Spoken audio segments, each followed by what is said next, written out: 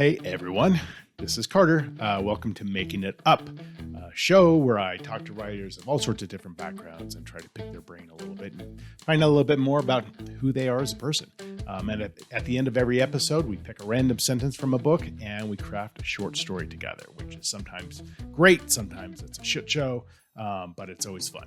I think it's fun. It's fun for me.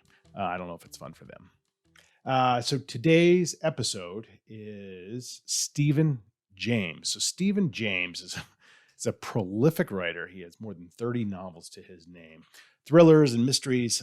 And I got to know Stephen, like many of my guests through conferences, writers conferences, and specifically Thriller Fest, which is kind of the big international conference for the Thriller Writer Association.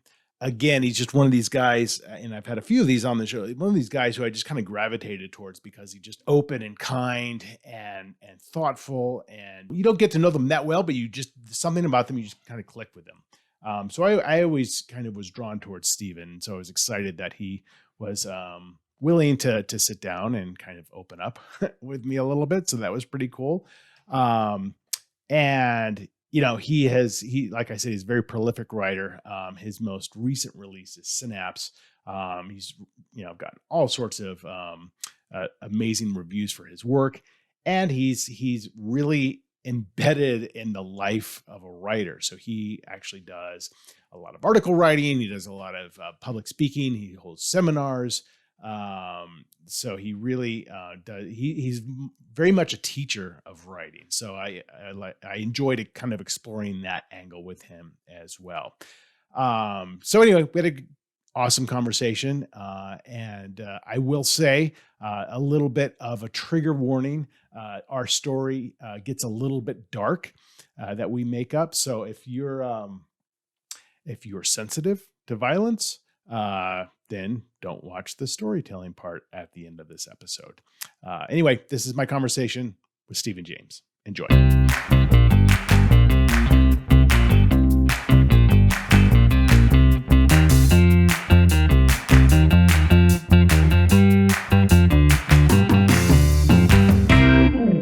How are you, man? I'm well, buddy. How are you? Hey, I'm hanging in there. Nice to see your face. Yeah, you too. So how you guys been healthy and safe, I hope, and all that stuff, Yeah, we have. We just COVID tested my son a couple of days ago, but it turned out he just has a little cold. So that was the only That's the only slight little scare that we've had. But yeah, I've got a couple kids who are both in high school, and one of them's going back a couple of days a week, and no one's had any problems. What about you? Everyone's doing fine. So my kids are older. My youngest is actually a college senior, so she graduates coming up. And where's she at? Here in Johnson City, Tennessee, a place called Milligan College. So was she at home during her senior year, or were they? Yeah, back and forth. But now she's at school, and most of her classes are in person, which is good. So yeah. My girl is starting college next year, so she's hoping that it'll be a regular experience and not an at-home experience. So I hope so too. Yeah, it should be, but it should be for sure. And so you're there in Tennessee. So where exactly are you? We are in the eastern corner of Tennessee, kind of near both Virginia and North Carolina. So way up in the corner, about a half an hour from each of those other states. Is it pretty rural where you at, or? It's basically mountains, like Appalachian Mountains. Okay. Are here. So they call this the Appalachian Highlands. I don't know. It's just a marketing thing maybe, but it's really beautiful because we have like the Blue Ridge Mountains all around us. So it's kind of becoming discovered over the last 6 years. That's too bad. Yeah, people are moving in like crazy because the cost of living is very reasonable. It's a beautiful place, to live. Lots of mountain biking, hiking, trails, all that kind of fun stuff. So cool. Well, I'm excited to talk to you. I was just kind of thinking about my first memory of you. It was probably Thriller Fest, New York City, maybe 2012, 2013. And my first book had just been published, tiny little publisher that has since gone the way of the wind. In fact, it actually Mm. collapsed about 6 months after my book came out. Oh no. I know. Hopefully, it didn't have anything to do with me. But so it was my first experience. So I'd gone to Thriller Fest a few times as an aspiring novelist, and it was always fantastic. And then my book comes out, and you do a panel, and you're sitting in the bookstore, and you're doing the signings afterwards. So I'm just sitting there like an idiot because nobody knows about me. And you came up, and you were so kind, and you were started asking me about my book, which there were some religious overtones in my books. Oh, uh-huh. You're kind of asking me about that. And then I just remember like almost like self-deprecatingly, like kind of dismissing my book. I'm like, oh, you wouldn't be interested in this. You wouldn't want to read this or anything. Sorry, that's my phone ringing.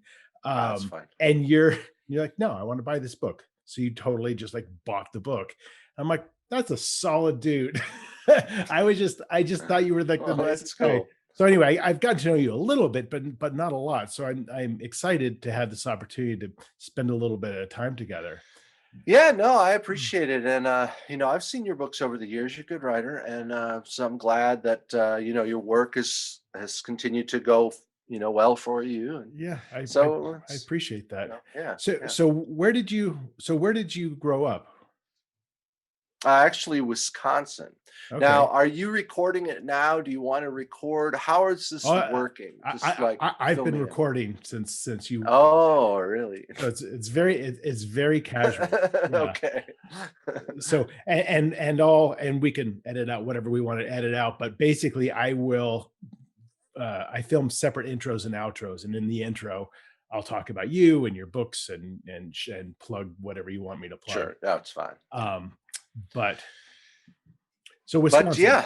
yeah, Wisconsin. Actually grew up in southeastern Wisconsin near Madison and Milwaukee, kind of Okay. between the two of them. And I mean, the thing is, I never loved the cold weather. I'll just be honest, I was like growing up, and when you drove over from Illinois into Wisconsin, there's a big billboard, that said, "Come up to Wisconsin and smell our dairy air." And I'm thinking, really, you're gonna go with that? That's the first impression, people have of the state. But of course, my family still lives up there, and I love to visit. And but when I moved to Tennessee, I did kind of feel like I was coming home, and that was back in 96, I guess. Now, wow, it's been 25 years since Yeah.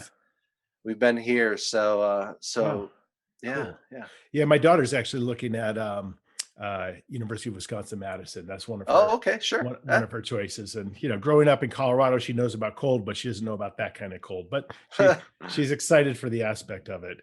And so you grew up there, and then what did your parents do? Actually, they were both teachers, and my dad a high school, my mom a elementary school teacher. And so we had a lot of teachers in our family. My grandparents were teachers, actually, on both sides. My grandmother on one side, grandfather on the other, and my sister's a teacher, my wife's a teacher. It's like I can't get away from teachers everywhere I go. And so So what did they so it's fun teach? stuff. Oh, well, my dad was actually a high school physics teacher, Okay. and he actually taught, which is kind of interesting. They had an aeronautics class, so he actually That was high school that he was teaching that? yeah, yeah, Wow, yeah, that's a yeah. It was pretty involved interesting, I class know. for that's cool. Yeah, so yeah, so then my kind of my interest in storytelling and everything kind of came from my uncle, though, who, whenever we would visit them for, let's say, holidays, Christmas, Thanksgiving, and so on, he would always take the kids into a corner of the room and get this look in his eye, and he'd say, "I'm going to tell you a story." Hmm. And he would tell us mostly campfire stories or sleepover stories, like whenever you tell as you're a kid and stuff. But man, I fell in love with this idea of stories and storytelling. And then I was a voracious, reader. In the summer, they had at our library, they had something called the paperback book exchange. Mhm. So if you brought a book in that you'd read or whatever, you just drop it off. You take another paperback book home, you read that, bring it back. So you never had to buy a book. or anything. And so as a kid, I would just fly through the shelf every week. I'd get a new book. It only cost me one book, to read all summer. And now as an author, I'm kind of like, yeah, I don't know if I love that program. Exactly. Yeah. How much are the authors making off of this program? Yeah, I know. So, But but were your yeah. family readers as well? Like, did you get that from them? Because I never, my family definitely loved to read, and I just had zero interest in it until almost after college, really. Oh, wow. Yeah. Yeah, my family did. My mom, I mentioned, was an elementary school teacher, and so she was into books and wanted us to read and all that kind of fun stuff when we were kids, and then kind of fell in love with short stories. Yeah. I read a lot of Stephen King's short stories and short stories by Dean Koontz and many others, as well over the years, and kind of liked that flavor. And then uh, for me in high school, I was kind of shy actually and sort of retreated into my own little shell. I didn't really love to be out. I was very self-conscious and all that kind of stuff in high school. And this whole idea of story and writing, even though it was ingrained deeply into me, I never pursued it until finally I went to college and started to say, I really like telling stories. I want to tell stories. And so I actually worked at a summer camp as a camp counselor back in college. And so I was always looking for ways to bore the kids to sleep at night because they were jumping off the bunks and everything, And so I said, I'm going to tell you a story. And then I start telling my uncle's stories, right? And so So you they would, remembered all your uncle's stories. well, I mean, some of them, sure, Yeah. but not all of them. But I told his stories, and then kids would fall asleep, and I was like, yeah. And then I thought, wait, they're falling asleep while I'm telling a story, And but eventually they start staying awake, and they're like, well, tell us another story, tell us more stories. And I was like, I ran out of my uncle's stories. So I had to start making up my own. And then I thought, I kind of like this. This is cool. And so little by little started writing short stories, and then bigger and bigger novels, and then kind of Wow. landed where I am, today. So, but it all kind of, went back to my love is reading short stories as a kid and actually listening to my uncle tell stories and then kind of building on from there. So yeah, I think that's a thread for sure. And I remember my father telling us stories, and then when my kids were little, I would just make up a story every night, but it was a continuing story, Oh yeah. and it actually inspired part of my book, Mr. Tinder's Girl, because the comic book was all the story that the protagonist's father used to say. But I just love that idea of like, first of all, there's not a lot of pressure when you're making up stories in front of kids. Second of all, Yeah. they'll pretty much love anything you come up with, especially if there's, little bits of like violence in it or somebody gets smacked in the head. So yeah, and I think the other thing that maybe informs you that I see as a thread in talking to other authors is sounds like you were, at least in high school, a little bit of an introvert. Do you still consider yourself an introvert? Because there's a lot of people who do a lot of things, teaching and things like that, but they still consider themselves basically introverts. That's a good question. I love to teach. I love to be in front of groups. Either it's telling stories or doing lectures and presentations, so on like that. But I also do like the privacy of being, in my basement and working on my stories and stuff. So I don't know. I mean, I like it in different contexts. I would say, you know, I don't love small groups of people, maybe 10 or 20 or whatever. I get nervous then. But if you get 1,000 people or 100 or a couple hundred people, then I'm really at ease on stage. So, Yeah, so 100%. it's Right. yeah, It's it's because different, it's less intimate. Like there's less having to like interact with I individual people. guess. So that's super interesting. So Yeah. you went to college, and what was your undergraduate degree in? Well, actually, my undergrad was in outdoor recreation. Okay. So I worked as a wilderness guide for a while, Huh. and then my master's degree, when we moved to Tennessee back in the late '90s, is actually in storytelling. So I have one degree in how to play and one in how to talk. So tell me So tell me about because a master's degree in storytelling is very unique, right? That's storytelling isn't a master's degree in a lot of different places. Like you think of MFA or creative right. writing. So where did you go that offered the master's degree in storytelling, and what does that mean?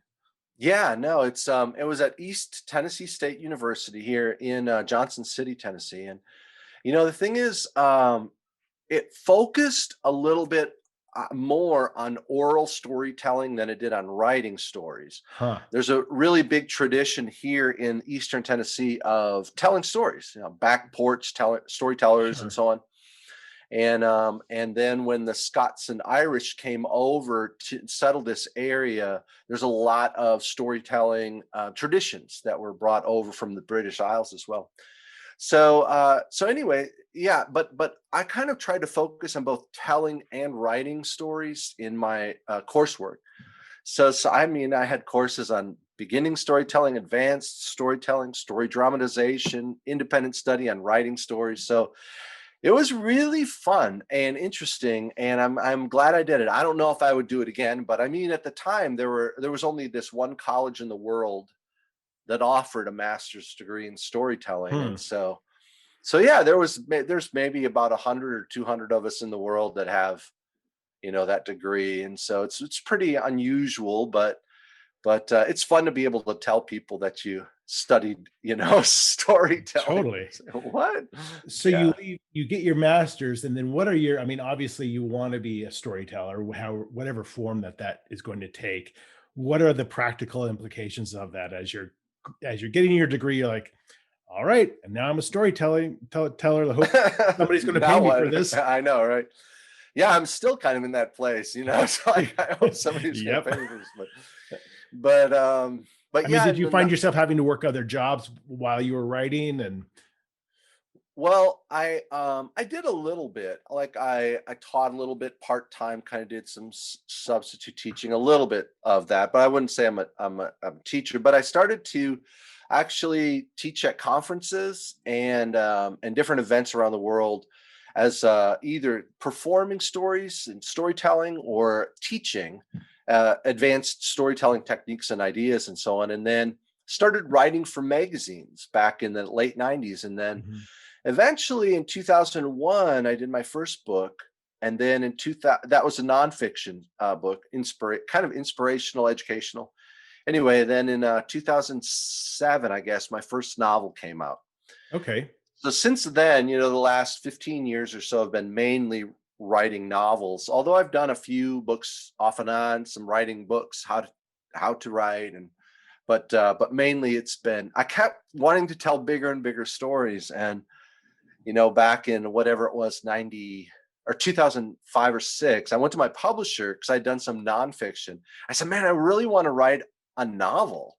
And they're like, well, all right, send us. I was like, do I have to write the whole thing first? Everybody tells me I have to write the whole thing first. I was like, I don't want to do that. And they're like, well, since we know you write 50 pages and send it in. So I wrote 50 pages, sent it in, and they said, here's a 3-book deal. So I got my Wow. three-book deal off of a partial there. And then I just kind of kept adding books to the contracts like that And over that the was years. So those were the first 3 Bowers Files books? yeah, yeah, Yeah. they were. That was the Pawn, the Rook, and the Knight. And then I ended up doing 11 books in that series. Yeah, that's And amazing. so yeah, so that character was was very interesting, and I've been revisiting him now because we're sort of looking at possibilities of trying to do a you know film television project. So anyway, so Right. I've spent the last month really just reviewing all of those stories, and I was like, yeah, I spent a solid year or decade, of my life just living this character. With this And person, which yeah, with this character. I always find that fascinating because I don't, I've never written a series. My 7th book is coming out and they're all standalone. The next 2 books that are coming out are related to each other in terms of their fictional location, and they're actually the same house, but totally Mm, different characters. But I've never continued a character, and I don't have anything against it. And it would probably be much more financially healthy for me to do so. But I don't know, I've just never had that inclination. I'm dying to tell a totally new story. So when you get into the depths of an 11 book series, is there a point where your publisher continues to want that character and you're kind of feeling like that character's run its course? Or are you equally excited every time you sit down and you're starting a new story with them?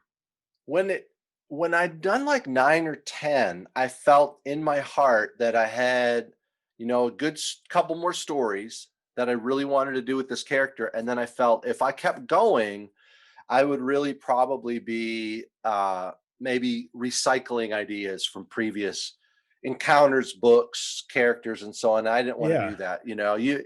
You and I have both read, some novels from people uh, that end up being cookie cutter sort of Formulaic for series, sure. Yeah. formulaic, and Like how many things can so yeah. possibly happen to this one person? Yeah. So when it came to that moment, I was like, okay, I want to spread out and do some different types of stories. And so I ended up doing kind of a sci-fi thriller that came out, I guess, a year and a half ago now, called Synapse, which takes place 30 years in the future. I'd never done anything like that before. So it kind of gave me the opportunity, like you said, to tell something entirely different, fresh, unique.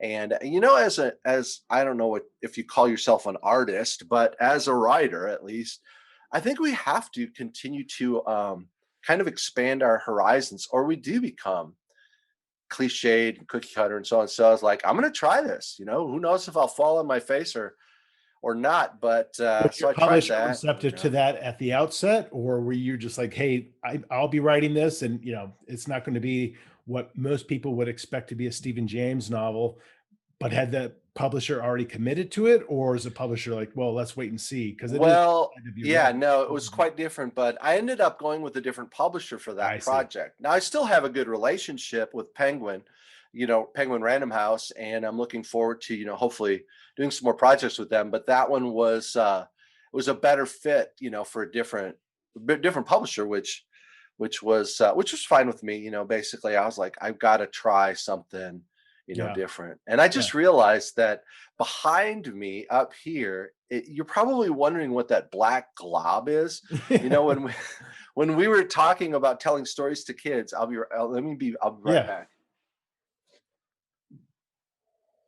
So, when I was telling stories to kids, I had this little fella help me out, this little wolf guy.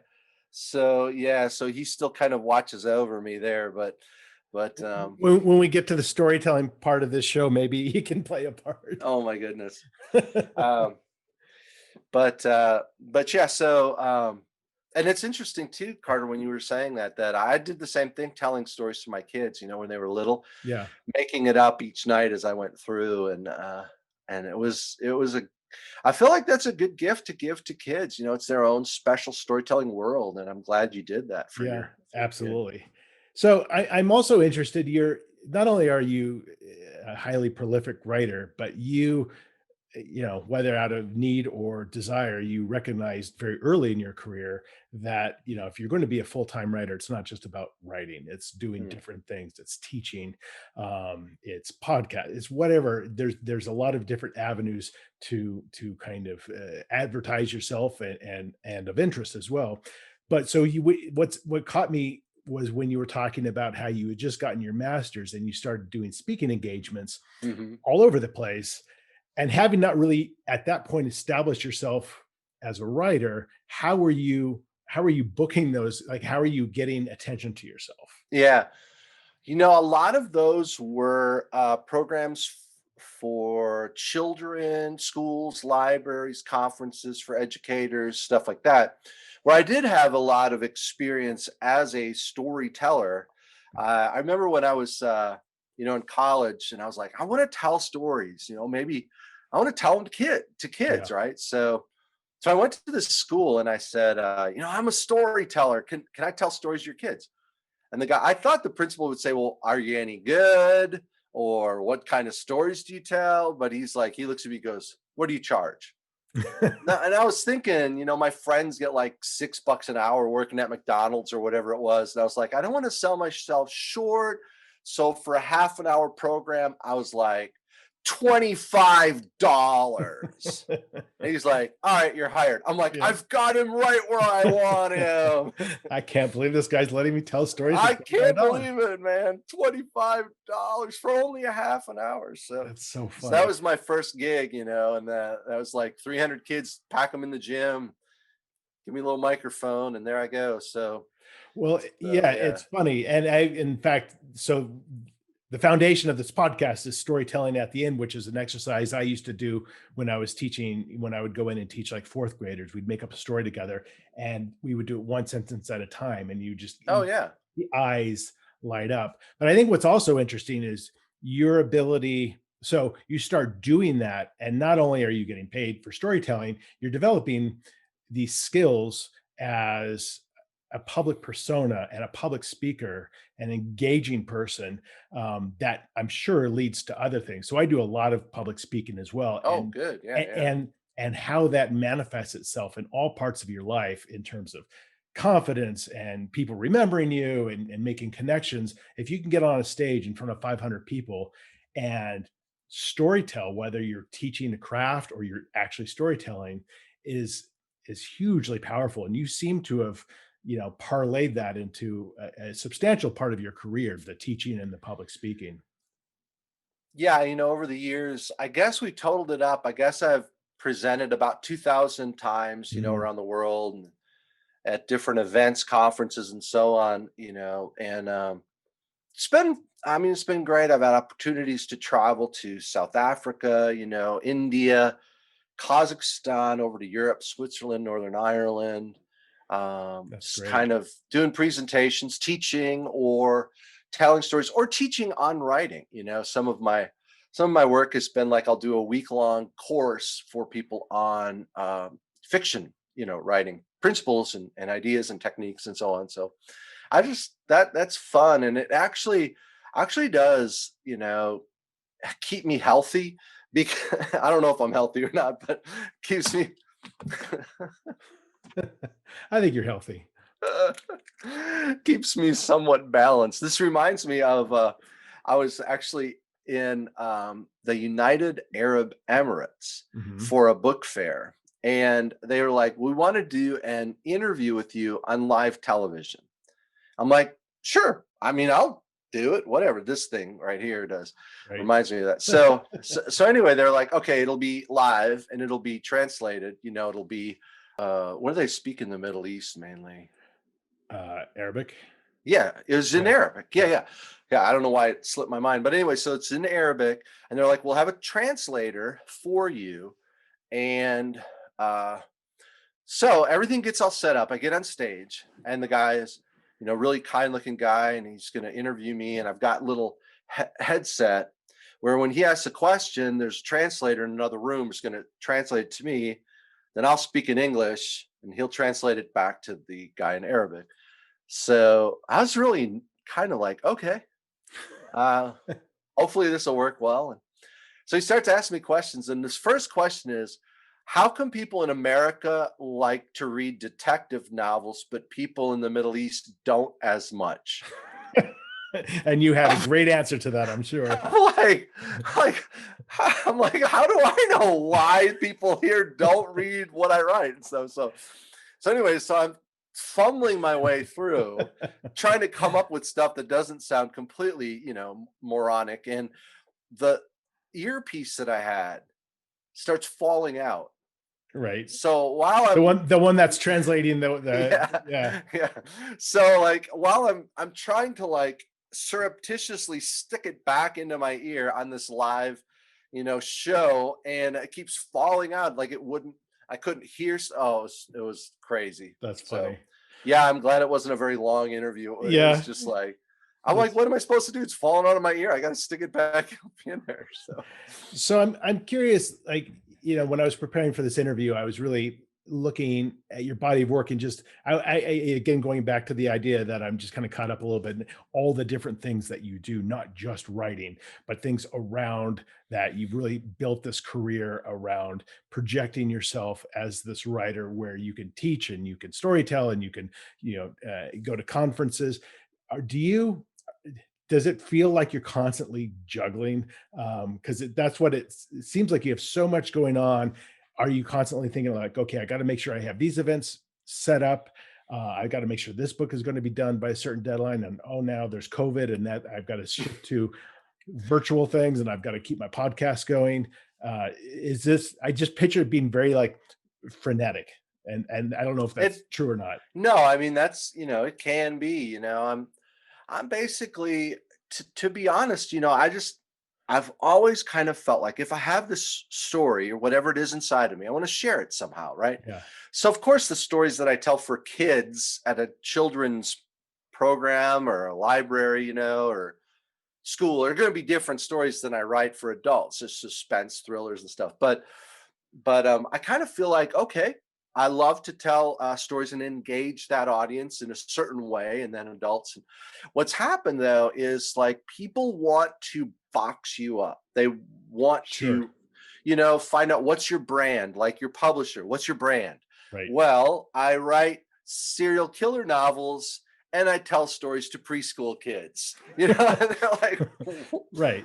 my wife says it's kind of like inviting Stephen King over to do a puppet show for your kindergarten class. It's like, but it's like it's all sort of who I am, and so trying to give confidence to people that look, I'll do this program or show, it'll be fine. Don't worry, I'm not going to scare your 4-year-olds or something like that. But Right. Right.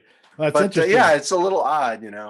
Well, sure, we all have those sides, right? And Yeah, people do try to box you up, and with you in particular, a lot of your nonfiction books are very kind of faith-based books. yeah. And how does your Christian faith inform, or does it bleed into your writing of serial killer books? And certainly, it's not saying it can't, but do you, because those are two different very types of books. So how does your faith inform your fiction writing? Well, for me, um, I think that all great stories ask big questions, questions that matter. Absolutely. Yep. So for me personally, when I ask questions about morality, where's the line between good and evil? What keeps me from stepping over the line? What keeps me from becoming like those, like in my books, the main character, like those that I hunt? He hunts serial killers. Do our choices matter? Is God there? Is he not there? Anyway, all these are intriguing, I think, questions. What's the difference between truth and justice? Which is more important, hope or truth, and all of these things? And um, so as I write, I always try to explore, a big question, give my main character a question that matters. And so my books are by no means sermons or anything like No, that. They're no, they're not, not. so, but I do try to say, okay, I want to tell a thrilling story, but I also want to address a moral dilemma or question. And um, Yeah. so I guess that's how that if it I almost said infects, if it infects my writing at all. Well, it's and it's Affects. and it's true too, also because the most interesting stories about morality, usually have an antagonist who Mm. you can kind of, if not relate to, you can understand that they're not just painted as evil. That maybe, so I love writing an antagonist who truly believes in his or her cause, that it's not a bad thing that they're doing in their own eyes, and how you can kind of create sympathy, if at all, for that character, I think is a fascinating challenge, because you can really blur the lines of morality if that's done well. When you're hunting serial killers, are there serial killers who you look at, you're like, this person really believes in what they're doing? Yeah, a lot of them do. I mean, sometimes the serial killer or an arsonist or maybe a terrorist or whatever, and a lot of them are motivated. Sometimes we don't really know what motivates them, but a lot are motivated by ideology, in some cases, Right. and so, but in that series that I did, Patrick Bowers, he really kind of wrestles with this idea of the tug of the darkness on his own heart, and what you know kind of haunts him, but also how do you keep control of the part, because like you just mentioned, we all have kind of a good side, dark side. It's like we're a mixture of good motives and Absolutely. selfish ones. And so to create villains who are multidimensional, we can do that through giving them some humanity where we can relate to them. And that's a little chilling too, when you start to say, I can sort of relate to this guy, but he is a terrible, you know, character. Like he's very evil and so on, but I can kind of relate to him, Right, so right, right. A lot of so times it's yeah, it's not that huge of a leap between, thought and action, right? yeah. And I always think that's fascinating as well. So out of all the different things that you do, where do you find yourself on a daily basis kind of happiest? Like what is it when you go down to your basement and you spend an hour writing? Is that the happiest part of your career, or Huh. is it the teaching, or is it those? What are those moments? Because I know for me, when I only write an hour a day, and when I go upstairs to write at 5 o'clock every night, close the doors, and I haven't been thinking about the story all day, and then I dive into it, and I think about nothing else. Like Oh, that's nice. Yeah. I look forward to that all day. Yeah. So what is it for you? Uh, well, there's different things I enjoy about different aspects of my career. I love being up in front of a group. Of course, with COVID, all that's kind of shut down for the Right. last year or so. But I love the interactions, with people, and to see basically whenever you're telling stories, you get that immediate reaction. Maybe a light goes on in someone's eyes, they smile, they laugh at something you said. But when you're writing, and this, you don't have that. Like you're sitting Nope. in your basement or you're upstairs, your attic or wherever, and you're writing like, I hope people like this. Like, I don't know if they're gonna like it or not. I mean, I hope so. So I spend a year on, a book helping. So I enjoy that immediate feedback whenever I'm presenting and telling stories and so on. But one of the things I really love about writing is just when the light goes on when you're writing. Like I don't outline or plot out my stories at Yeah, me all. Like neither. completely organic. And so as I'm writing, suddenly you have this idea. I wonder if I could add this twist, at the end. Oh, I wonder if that's not the killer. I wonder if it could be so and so. That's interesting. And so those moments are really rich and satisfying for me. Aren't they? You're 100% right, because I'm exactly the same. And you have those epiphanies where had you been outlining, you would not have gotten to that moment. And even if you did get to that moment, it would have been more like homework rather than like the thrill of the discovery. And even to the extent that I'll be three-quarters of the way through a book and I'll be like, "Oh, this is what this book is about." Yeah. Now I see these themes that I hadn't really thought about, but this book is all about, an addiction to saving people or whatever it is. And when you have that moment, it is, yeah, it's I think one of the best parts of writing for sure. Yeah, I agree, and not to disparage anyone's approach, but I feel like typically if you write more organically, your stories will be less predictable, less by the books, and less, I'll say, like structured, three act, this. So that a lot of times when I'm reading a book, I can be like, I can tell this guy outlined it because it's so by the numbers, Yeah. like Yeah. this happens by page 50, and then this happens, and I'm like, that's not for me as interesting as writing a story and allowing it to unfold, as I work on it. Yeah, and I can't even do it, and I've tried before, and, I've outlined maybe the first half of a book, and I start writing, and 2 chapters in, it's already deviating. Yeah, Uh, yeah. but what's so amazing, though, is sometimes if I'm 3/4 of the way usually 3/4 of the way through a book, I'll try to figure out really what that last quarter is gonna be. I don't even know Yeah. what the ending is, but then I might outline maybe the last 10 chapters, and Uh-huh. if I can do that, then I can just write so quickly. I'm like, "Holy shit, I wish I could do this all the time," because I'm really producing, I'm not just sitting here thinking. So, yeah, it's a mix, but I agree, the organic nature of it is definitely, I think, more interesting. So, Yeah, and I mean, it's like some people will say, "Well, how do you know what to write if you haven't outlined it?" And my point is, how do you know what to outline when it doesn't exist yet? Like, how can right, I outline something that doesn't even exist? Like, I right. don't even understand, It's like that, saying, but right, like somebody doesn't know what they're going to say 5 minutes from now, but they figure it right, out. You're not outlining how you're exactly. talk to Yeah, somebody. it's Um, very so true. Yeah, yeah. so that being said, we're gonna tell a quick story here. So this is how it's gonna work. You're gonna pick a book from the shelf behind me, and we're gonna pick a random sentence.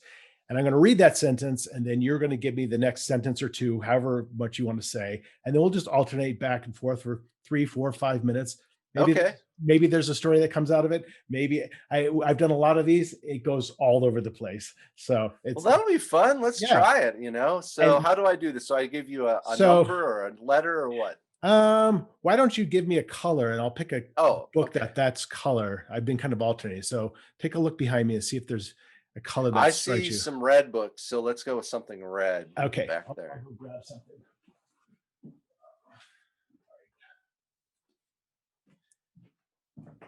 So, and I always like to think when I pick these books, I like to think about them and my memories of them. So this is James Clavell's Shogun, Wow. which is I am a huge Clavell fan, and this was back when in my 20s when I had no money, so I would buy books that had 1,000 pages or more to get bang for my buck. And I remember reading James Clavell's Shogun and thinking like it's the only book that I've ever read where I felt like the love story of it, which is a big part of it, just completely was compelling and believable. Hmm. So yeah, I've always yeah, this one is near and dear to my heart. So you can pick a page between 1 and 1100. Oh, wow. Well, let's go with 500, like right around the middle Okay. there, you know, And see what happens. give me a sentence between 1 and 5, let's say. Let's just go with the first one. This is Carter again. I'm busting in. I'm interrupting this interview because I just wanted to reiterate that the story we craft together gets a little bit dark, not crazy dark, but it gets a little dark. And so, in case you're sensitive to any kind of violence, you don't want to hear it. Now would be a good time to stop listening, and you can just pick up after our little storytelling bit. Thanks. Back to the interview. You must be mad to suggest such a thing. Frank said to Anita as he lifted up the hammer. I didn't mean it, she said. What's wrong with you? Are you drinking again? I haven't had anything to drink in 6 months. You know that. He set the hammer down and he said to her, is it true what they're telling me about what you did with Stanley? You know that Stanley only comes over to help out now and then, she said. You're gone all the time, and Stanley knows how to fix things, unlike you. Frank walked to the edge of the balcony and peered out across New York City. He could feel the heat of the summer simmering up against his face. He turned around to see her once more and he said, I am leaving you, and I'm leaving you for a reason you would never expect.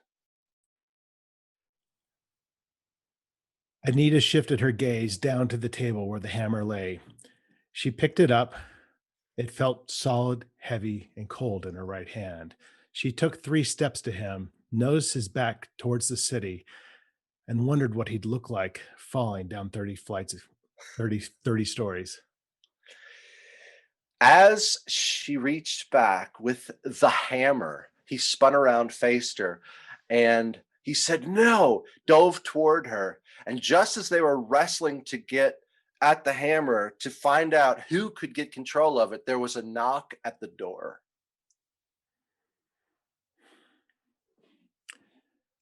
I'll bet I know who that is, Frank said. It's Stanley, isn't it? She Oh. she looked to him, grabbed the hammer, held it back, and said, there's only one way to find out. He walked to the door, and as he opened the door up, the 2 gangsters rushed in, pinned him to the floor, and said, Stanley sent us to give you a message. One of the gangsters pulled a gun from behind him and held it to Frank's head. Anita stood there, still with the hammer, and re-examined her entire life in those few seconds. She came to the quick conclusion that as much as she hated Frank, she loved him more than anything else in the world. She rose the hammer as high as she could over her head. The sound of the hammer against the gangster's skull was both moist and solid at the same time. He collapsed and Frank went for the gun. The other man strode toward the door, but he was too slow for the 2 shots that came and found his back as he collapsed into a bloody mess by the doorway. Gasping for air, trying to control his heart, Frank looked up to his wife, gazed directly into her eyes, and said, "Should we do takeout?" Yes. Chinese works for me. The end. The end. All right. Wow. We made it through. That was At good. least it was somewhat coherent. I It don't was. know if It was. it wasn't exactly Pulitzer Prize winning material, but No, but I find it so interesting because first of all, I love doing it. And even if it's scary to me and I feel like it's a train wreck from my end. But what's super interesting is how many writers are horrified by the concept of doing what we just did. I get a lot of feedback. They're like, yeah, I'd love to do the podcast, but that part really scares me. I'm like, it'll be fine. It'll be good. yeah. So it doesn't have to be brilliant, but I just like the engagement of it all. Yeah. And I mean, you make something go wrong, you twist it to a new direction, throw a new character in, throw the hammer, the guns, whatever. You make it complex, add conflict or whatever, and then suddenly you've got something to work with. So yeah, I can say all the ones I've done so far end pretty violently. Unsurprisingly, it's always like you think it's going to be a little nice romantic story, and then all of a sudden there's like poison in a glass of wine. So remind me what our opening line was again on page 500, I think it was. I want to see what we had to work with and where we ended up. We had very little to work with. You must be mad to suggest such a thing. Okay, sure. So, yeah. Well, that was fun. Yeah, good. Thanks for inviting me to do that. Well, thanks for being on the show. And, it was great to be able to talk to you some more and get to know you. I have a lot of other questions for you, and hopefully there will be a Thriller Fest at some point. Or hopefully there'll be a BoucherCon at some point where we can sit down and have a drink and chat some more. We'll do it. That sounds great. Yeah. Good luck with your current projects too. And I can't believe you only write for an hour a day. I'm like, wow, that would be nice, but also it would drive me crazy because I would never get any projects done because I'm not a very fast writer. So yeah. Well, thanks. Well, I have a full-time job too, so it's not out of laziness. Well, it's out of necessity. But good to see you, buddy. Thanks again, and we'll chat soon. All right, take care. Stay healthy. See you. Take it easy, man. Bye. That was my conversation with Stephen. I really enjoyed getting a chance to catch up with him, and he's a fascinating guy. If you want to find out more about Stephen, you can just go to stephenjames.net.